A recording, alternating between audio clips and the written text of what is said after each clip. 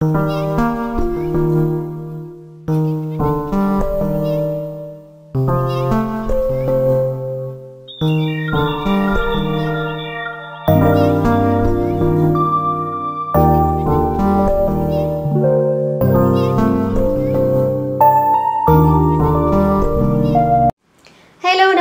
शुभ सकाळ, श्री स्वामी समर्थ आणि परत सगळ्यांचं आजच्या व्हिडिओमध्ये खूप खूप मनापासून स्वागत आहे। तर आज मी तुमच्याशी माझं दिवसभराचं रुटीन शेअर करणार आहे। तर सकाळची कामं झालेली आहे, राहिला आहे फक्त स्वयंपाक। पण स्वयंपाक व्हायच्या आधी मी जरा बाहेर जाऊन येते। मला किराणा भरायचा होता आणि त्यासाठी डीमार्टमध्ये जायचं होतं, पण शनिवारी अश्विन घरी नव्हते आणि रविवारचा दिवस सकाळच्या साफसफाईमध्ये त्यानंतर मॅचमध्ये गेला आणि कालही जाणं झालं नाही, कॉल्समुळे रात्रीचे कॉल्स होते। मग कालचाही दिवस गेला। मग म्हटलं आज जायचंय, पण आजही तसं झालं तर डिपेंडन्सी नको, म्हणून मी एकटीच जाऊन येणार आहे। डीमार्टमध्ये तसं फारसं जाणं होत नाही, पण यावेळी म्हटलं की जरा डेकोरेटिव्ह सामान आणता येईल, बऱ्याचशा वस्तू तिथे मिळतात। त्यानंतर यांशचे शॉर्ट्स वगैरे खराब झाले होते तेही आणता येईल, पण ठीक आहे। आणि तसंही महिन्याचा किराणा वरच्यावर आम्ही भरतच असतो, असं काही एक स्पेसिफिक किराणा आणत नाही महिन्याभराचा, कंटिन्यू चालूच असतो आणि तीही ऑनलाईन शॉपिंग असते।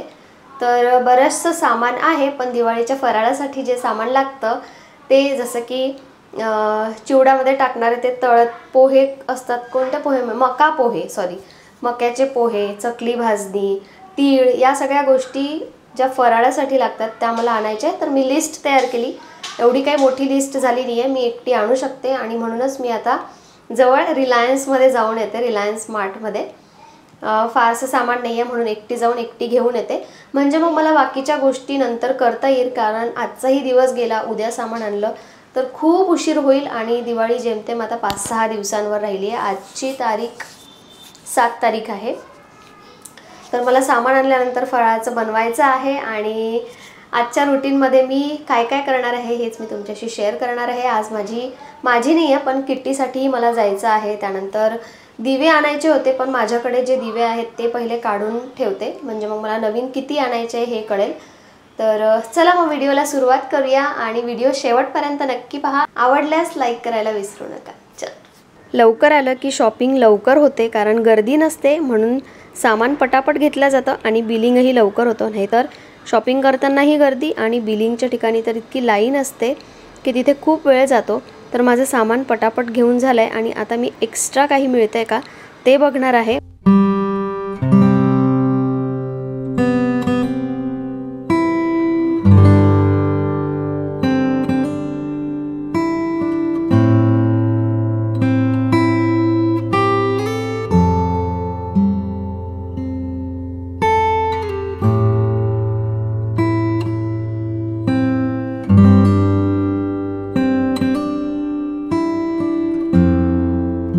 रिलायन्समधून मी सामान घेऊन आले, पण त्याचसोबत रियांशसाठी टी शर्ट आणि पॅन्ट घेऊन आले होते।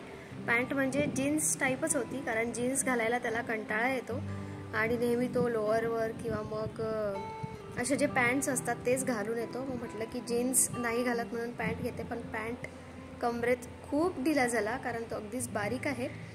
तर आता तो पटकन एक्सचेंज करून येते, वेळ आहे, स्वयंपाक काय होतच राहतो। एकदा हे काम केलं की मग मी इकडची फ्री होऊन जाईल।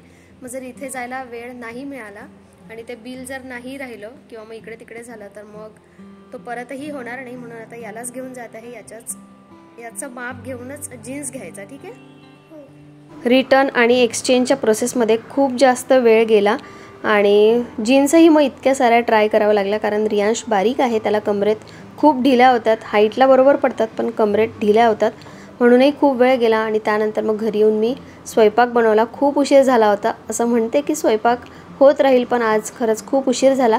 तर पटापट स्वयंपाक करते, जेवते आणि जे सामान आणलंय ते तुमच्याशी आज मी शेअर करणार आहे। तर एवढा सगळा किराणा आणून झाला आहे आणि आय थिंक फर्स्ट टाईम मी तुमच्याशी असं काहीतरी शेअर करते, कारण आमचा महिन्याचा असा काही ठराविक किराणा नसतो। आम्ही जेव्हा संपला तेव्हा आणतो आणि महिन्यातनं 2 ते 3 वेळा होतं, त्यामुळे असं कधी शेअर करण्याची वेळच आली नाही। पण यावेळी दिवाळीचं ग्रोसरी भरण्यात आली आणि त्यामुळे सगळं सामान तसंही एकत्र येतं, पण असं कधी मी शेअर केलं नाही। तर बऱ्याचशा गोष्टी आणल्या आहेत, या गोष्टी जर आज आणल्या नसत्या तर त्या राहून गेल्या असत्या। तर दिवाळीसाठी खास चकली भाजणी मी रेडीमेड पीठच आणते आणि सुहानाचंच मी आणत असते, तर सुहानाचंच मिळालं. तर हे त्यानंतर नेहमीचं ठरलेलं दिवाळीचं हे ते म्हणजे मोती साबण. तर मोती साबण मी 2 आणल्यात. त्यानंतर बाकीच्या ही साबणं आणल्यात, आपल्या काढूनही झाल्या, नॉर्मल साबण आहे. त्यानंतर रवा, बेसन, शेंगदाणे जे नॉर्मल आपल्याला नेहमीसाठी लागतं ते असतंच. आणि अजून काय आहे दिवाळीसाठी स्पेशल तेल आणलं आहे. हे तेल तसं आम्ही वापरत नाही, नेहमी सरसोचं, शेंगदाण्याचं आणि एक साधं तेल असतं म्हणजे केक वगैरे बनवावे लागले तर. नाहीतर हे सनफ्लावर किंवा मग जेमिनी वगैरे जे असतात, मला नावही माहीत नाही ठीक. तर हे तेल आणत नाही, पण आता तळण्याचं काम जास्त राहील आणि सरसोच्या तेलात, शेंगदाण्याच्या तेलात तळण काढता येत नाही, त्याचा स्मेल येतो. म्हणून तेल. मला शंकरपाळीने ॲक्च्युली गुड पारे करायचं आहे, त्याच्यासाठी गुड आणि तसे पुरणपोळी वगैरे बनवावी लागेल, तर त्याच्यासाठी गुड, थोड्याफार भाज्याही मी घेऊन आली, फ्रूट्सही घेऊन आली. आणि कांद्याचे भाव सध्या 62 रुपीज kg होते, म्हणून 1 किलो आणले. जरा कमी झाला की मग नंतर परत आणेल. त्यानंतर जे पोह्यांचे चिवडा बनवायचे पोहे असतात ते आणलेत आणि आणल्यानंतर लगेचच मी ते बाल्कनीमध्ये ठेवले. थोडेसे वाळतील तर त्याला तेवढं भाजायची गरज पडत नाही. ते काय करायची, टेरेसवर नेऊन ठेवायची आणि मग त्याला अगदी हलकं फुलकं भाजायला लागायचं. तर ते मी उन्हात ठेवलेत, तेवढे वाळणार नाहीत पण तरी थोडंसं होईल. आणि मका पोहे, तिळाचे लाडू बनवायसाठी तीळ, ते बेसन, रवा, मैदा हे सगळं आहे. रव्याचे आणि बेसनाचे लाडू बनवायचे आहे. तूप आणलं आहे ते लगेचच काढून ठेवलं.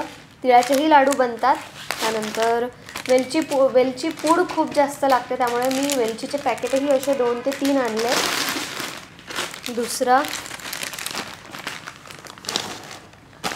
तर हे वेलची. त्यानंतर दिवाळीच्या सामानामध्ये खोबरा किसचे मी यावेळी लाडू बनवणार आहे आणि तसे करंजी बनवायला खोबरा किस लागतो. तर हे एक. तर नेमकं दिवाळीसाठी जे सामान लागतं ते मी तुम्हाला दाखवलं आहे. बाकीचं जे आपण नेहमीच्या किराण्यात आणत असतो तेच सामान आहे. तर हे सगळं सामान आता मी भरून ठेवते. बेसन, रवा, शेंगदाणे, मैदा या गोष्टी ऑलरेडी डब्यात भरून आहेत पूर्ण, तर त्या मी सध्या साईडला ठेवणार. तर जसं जसा खाली होईल तसं तसं तर मी काढून ठेवेल. आणि आता आज मी खारे, नमक पारे आणि गुड पारे करायला घेते, म्हणजे एक तरी आयटम माझा बनेल. त्यानंतर माझी 6 की 7 वाजता मला किट्टीला जायचं आहे, त्यामध्येही 2 तास तरी मिनिमम जातीलच. आणि हे काढल्यानंतर अजून एक काम करायचं आहे, तर पटापट हे सामान ठेवायला मला रियांश हेल्प करणार आहे, बरोबर ना? हो. आणि हे नॅफ्थेलिन बॉल्स. तर आता म्हटलं की सगळं सामान काढलं जाईल वॉर्डरोबमधलं, तर त्यामध्ये हे टाकता येईल म्हणून हे. आणि मागच्या वेळी गणपतीच्या वेळी मी ही धूप कँडी आणलेली, अशी धूप कँडी. अरे नाव आहे त्याचं फक्त धूप कँडी. तर ती मला आवडली, छान स्मेल येत होता आणि लावलेही मस्त जाते, खूप वेळ राहते. मागच्या वेळी सोसायटीसाठीही आणली होती आणि माझ्यासाठीही मी घेऊन आली होती. तर अशी मोठी मस्त धूप कँडी येते. धूप कँडी, त्याच्यासोबत असं एक स्टँड. तर हे छान वाटलेलं, सुगंधही मस्त येतो. छान सुगंध आहे. वर तसाच घे, तसाच येतोय, दुरूनच स्मेल येतोय मस्त. तर हे झालंय ऑलमोस्ट सामान. आता राहिलंय थोडंफार छोटं मोठं सामान, म्हणजे पूजेसाठी लागणारं सामान. तर ते मी आता दिवे, झाडू आणि बाकीच्या छोट्या छोट्या गोष्टी ते परत मार्केटमध्ये जाणं झालं की ते घेऊन येईल.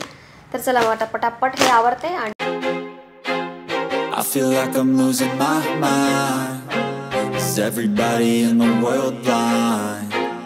Please Lord give me a sign, a sign.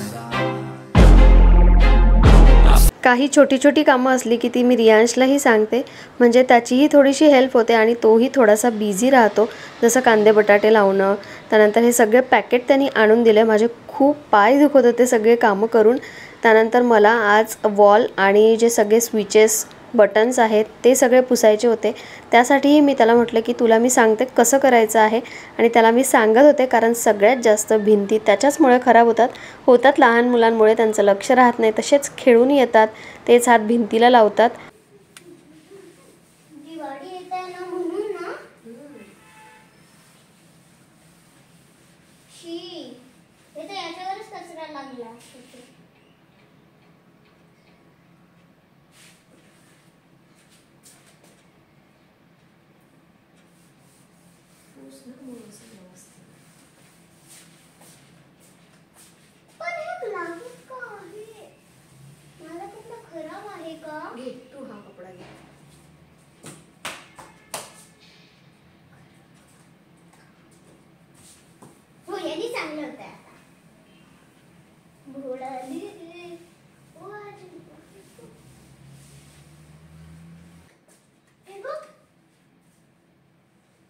डोअरच्या साईडच्या ज्या वॉल असतात त्या जास्त खराब असतात, कारण डोअर उघडताना हात त्यावर लागतो आणि सगळे हात खराब असतील तर सगळे बोटं त्यावर उमटतात, सगळे डाग त्यावर लागतात आणि रियांशमुळेच हे काम जास्त होतं.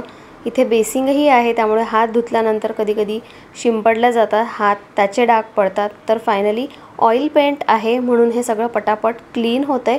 आणि जिथे जास्त काळवटपणा आहे तिथे थोडंसं विम जेल लावून थोडंसं घासलं म्हणजे सॉफ्ट साईडनी स्पॉन्जच्या, तर तेही व्यवस्थित निघतं. तर फायनली सगळ्या वॉल मी अशा क्लीन करून घेतल्या, बटन्सही क्लीन करून घेतले. बटन्स मला वाटतं की दिवाळीतच क्लीन होतात. बाकी जेव्हा आम्ही लहान होतो तेव्हा आम्हालाही बटन क्लीन करायचे काम दिले जायचे, रेलिंग पुसायचे काम दिले जायचे. म्हणजे लहान मुलांकडनं जी कामं होतात ती दिलीच जातात त्यांना, आम्हीही केली आहेत आणि तेच मी आता रियांशलाही सांगते. तर ते झालं. त्यानंतर मला आता नमकपारे म्हणजेच खारे नमकपारे बनवायचे आहे. तर मी नेहमी कसुरी मेथी टाकून बनवत असते. नेहमी मी कणकेचे बनवते, पण यावेळी मी आता मैद्याचे बनवणार आहे. तर मीठ, कसुरी मेथी, थोडीशी हळद, अजवाईन म्हणजेच ओवा ते टाकलं आहे आणि त्यावरून मग तूप टाकायचं आहे, मीठ आणि छान असं मिक्स करून घ्यायचं आहे आणि छान होतात. म्हणजे शंकरपाळी किंवा गुड पाऱ्यापेक्षा ही खारे नमकपारेच खाल्ल्या जातात, कारण गोड लागत नाही. छान मस्त चटरपटर काही खायचं असलं तर हे करू शकतो आपण. याचा आटा थोडासा करून ठेवला आणि अर्धा तास तरी तो सेट झाला पाहिजे म्हणून साईडला ठेवला. तोपर्यंत चहा करून घेते आणि त्यानंतर मग गरमागरम असे मस्त नमकपारे रेडी होतात. मस्त खस्ता झाले होते, अजून होत आहेत, वेळ लागेल थोडासा. त्यानंतर मग किटीचा टाईम झाला. हे सगळं करता करता 6 वाजून गेले होते आणि 6 की 6:30 टायमिंग होता, पण मी माझ्या वेळेनुसारच गेले. 6:30 वाजले मला जायला. तर छानपैकी अशी रेडी झाले. त्यानंतर किटीमध्ये थोडाफार एन्जॉय होईल, थोडंसं रिलॅक्स होईल, 4 जणांशी भेटता येईल, गप्पा होतील. किटी झाल्यानंतर घरचं परत आवरलं आणि आज मला चकल्या बनवायच्या होत्या आणि मुद्दामच मी त्या रात्रीसाठी ठेवल्या, कारण अश्विन मला हेल्प करतील. कारण एक जण टाकायला असलं तर तळण्यासाठी वेळ लागतो, म्हणून एक जण टाकून दिलं तर मग काम थोडंसं फास्ट होतं. आणि तशीही दिवाळीच्या वेळी जर दोघांनी किंवा घरात जेवढे लोक आहेत तेवढ्या सगळ्यांनी मिळून थोडीफार हेल्प केली, थोडी साफसफाई केली किंवा मग फराळाचं करण्यातही हेल्प केली ना, तर एकट्या बाईवरती किंवा एकट्या घरातली स्त्री आहे तिच्यावरती तेवढा भार पडत नाही. तर अशा मस्त कुरकुरीत चकल्या मस्त बनत आहेत आणि सगळ्यात जास्त आवडीचा फराळातला पदार्थ म्हणजे चकली. पटापट केल्या की पटापट चकल्या संपतात, म्हणून मी आता अर्ध करून ठेवणार आहेत आणि दिवाळी झाली की परत अर्ध करणार आहेत. तर हे बघा, हे दोघंजणं. रियांशला यावेळी ना खूप उत्सुकता होती, मम्मा मी करतो, पप्पा मी करतो. त्याला काही कामं येत नाही तरीही त्याला करायची असतात.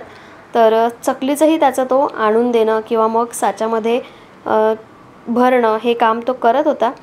फायनली सगळं करता करता इतके पाय दुखत होते, कारण सकाळपासून मी किचनमध्ये मॅक्सिमम टाईम उभं राहूनच काम तर म्हणून मग मी अशी ओट्यावर बसले आणि आरामात चकल्या तळणार आहेत असे रियांश आणून देतच होता. आणि पहिल्याच्या वेळी स्वयंपाक करायचं जे काम होतं ते खाली बसूनच करत होत्या पहिलेच्या ज्या लेडीज होत्यात, त्यामुळे एवढा पायांवर प्रेशर येत नाही. आता कसं गुडघे दुखणं, पाय दुखणं याचं प्रमाण वाढलं आहे.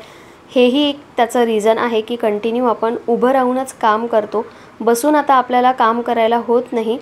सगळं काम झालेलं आहे. चकल्या तळेपर्यंत भांडी घासून घेतली, ओटाही पुसून घेतला आणि असं वाटत होतं की भांडी राहू देते, कारण थकल्यासारखं वाटत होतं. पण चकल्या तळायला इतका वेळ लागतो, फुल फ्लेमवर आपण त्या तळू शकत नाही, नंतर त्या नरम पडतात. म्हणून मग हळूहळू सगळं काम करत करत चकल्या तळल्या आणि खूप थकले. किती जवळपास 1.5 तास गेला. 6:30ला गेले आणि 8 सव्वा 8ला आले. 1.5-2 तास गेला. तर तेवढा वेळ फक्त मी फ्री किंवा मग बसले, आराम केला असं म्हणता येईल. नाहीतर सकाळपासून माझं एक बिझी रुटीन चालू आहे. काही ना काही तरी करतच आहे. आता अशी झोप आल्यासारखी वाटते, पण आता झोपणार नाही आहे मी लगेचच. आणि आता कुठलं कामही करणार नाही आहे. आता शांतपैकी बाल्कनीमध्ये बसणार आहे. व्हिडिओ माझे एडिटिंग करायचे बाकी आहे. या सगळ्या रुटीनमध्ये व्हिडिओ एडिटिंग करणं राहून जातं आणि रात्री तेवढी शक्ती नसते, मग तेवढी एनर्जी नसते. कारण व्हिडिओ एडिटिंग किंवा व्हॉइस ओव्हर करायला थोडंसं फ्रेश पाहिजे असं मला वाटतं, तेव्हाच मी ते करू शकते. तर आता बेडशीट मी तुम्हाला दाखवते. राहून गेलं. तर आता बेडशीट आल्या आहेत. एक काल परवा आल्या आणि मीही त्या ओपन करून बघितल्या नाहीत कशा आहे, तर म्हणजे चेक करून, कारण बिल अजूनही ठेवलं आहे. तर अशा छान इलास्टिकवाल्या बेडशीट्स धुवून टाकणार नाही आहे डायरेक्ट. आता धनतेरसच्या दिवशीच डायरेक्ट बेडवर टाकणार. आणि यावेळी जरा पहिलेच्या ज्या बेडशीट होत्या त्याच्यापेक्षा साईजही अजून एक कमी घेतली, म्हणजे एकदम अजून टाईट बसतील आणि विस्कटणार नाही. तर असा आहे बेडशीटचा कलर. जेव्हा पूर्ण बेडवर टाकेल तेव्हा अजून जास्त खुलून दिसेल. हा एक, आणि जास्त काहीच महाग नाही आहे बेडशीट. 500 रुपयाच्या, म्हणजे 1000 रुपयाला 2 बेडशीट्स आल्या. पिलो कवर नॉर्मलपेक्षा जास्त मोठे वाटत आहेत. शिट, येस, पिलो कवर मला जास्त मोठे वाटत आहेत नॉर्मलपेक्षा. ठीक आहे, पिलोचा काही एवढा इश्यू नाही. आणि दुसरी बेडशीट आहे ती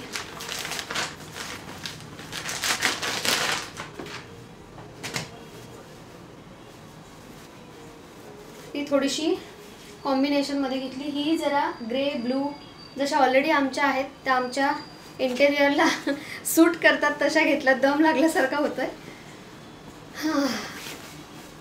आणि यामध्ये तसेच कलर आहेत थोडेसे. ब्लॅक, थोडासा हा कलर आलाय, पिंकिश कलर आहे, एकदम लाईट पिंक कलर.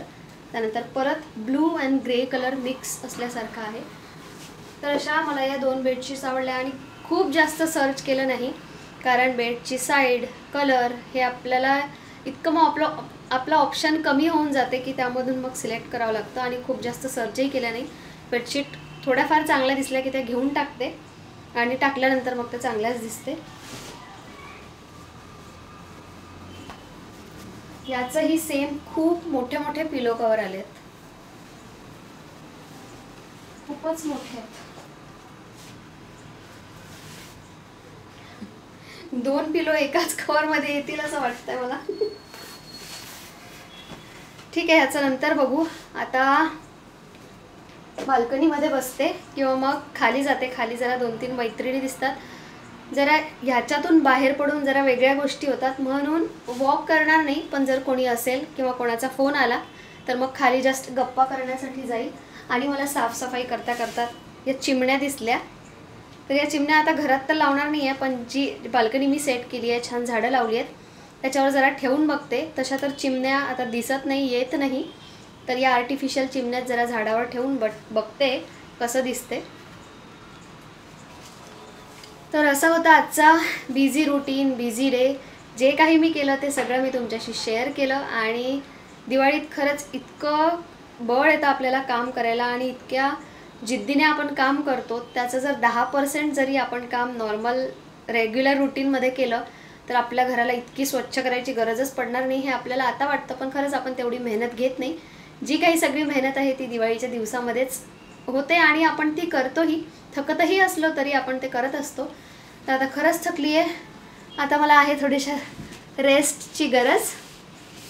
तर चला मग आता मी व्हिडिओला इथे स्टॉप करते. उद्या घेऊन येईल एक छानसा नवीन व्लॉग. उद्याच्या व्लॉगमध्ये काहीतरी एक स्पेशल गोष्ट मी तुमच्याशी शेअर करणार आहे, जी उद्याच आम्हाला करायची आहे. उद्याच्या नाही, मग तो तुम्हाला व्लॉग परवा पाहायला मिळेल. पण उद्या काहीतरी एक स्पेशल होणार आहे, ते मी शेअर करेन. तर चला मग उद्या भेटूया. आता bye bye, good night and take care.